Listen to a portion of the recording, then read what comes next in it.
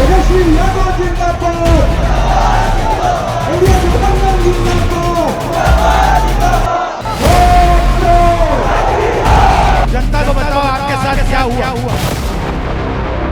राहुल गांधी की यात्रा 16 दिनों में 25 जिलों की 183 सीटें कवर करेगी। तीसरे दिन इस यात्रा ने नवादा होते हुए नालंदा और शेखपुरा का रुख किया। राहुल गांधी की यात्रा से बिहार के सियासी गलियारों का तापमान बढ़ा हुआ है। ये नरेंद्र मोदी, अमित शाह और इलेक्शन कमिश्नर मिलकर यात्रा ने तेजस्वी यादव को भाई तेज प्रताप के निशाने पर ला दिया है।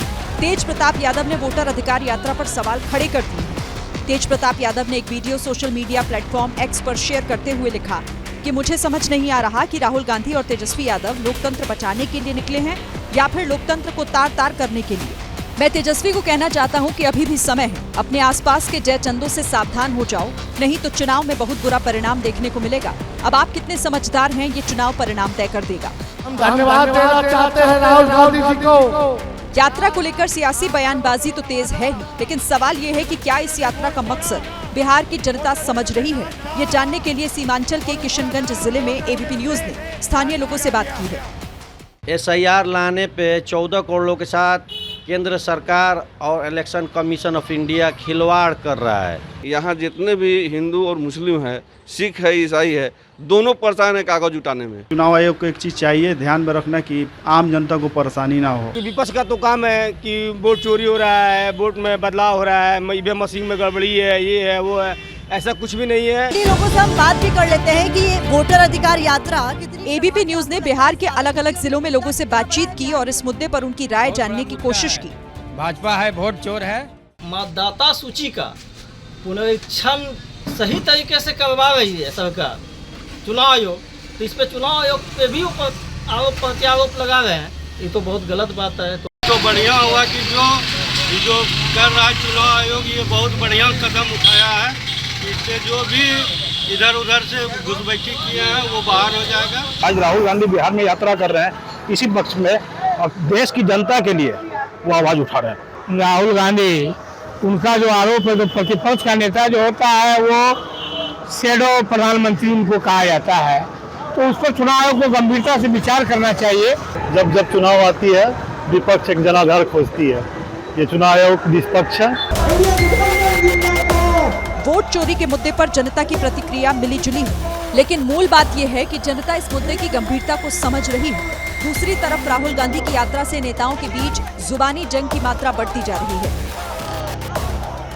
जिस तरह से प्रमाण मांगे गए थे और जो लोग प्रमाण दिए उनका भी नाम काटा गया है और जिनका प्रमाण जुटाना नहीं जा सका उनका भी काटा गया है।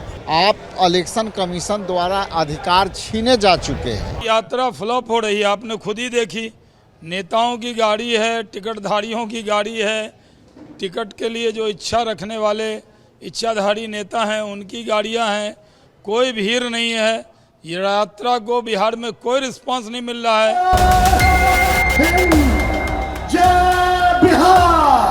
गौर करने वाली बात यह है कि बिहार में बाकी सारे चुनावी मुद्दे गुम हो चुके हैं। हर तरफ वोट चोरी को लेकर हो रही राजनीति की ही गूंज सुनाई दे रही है।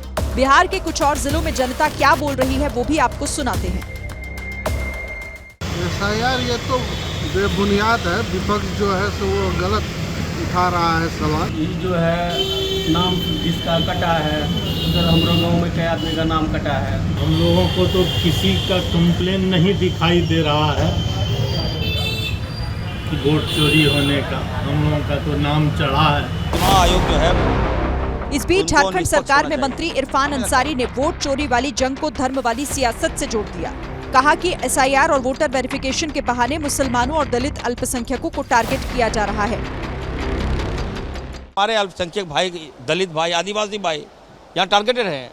हम तो आंकड़ा मांग रहे हैं, राहुल गांधी जी आंकड़ा मांग रहे हैं। हम आंकड़ा मुहैया कराइए।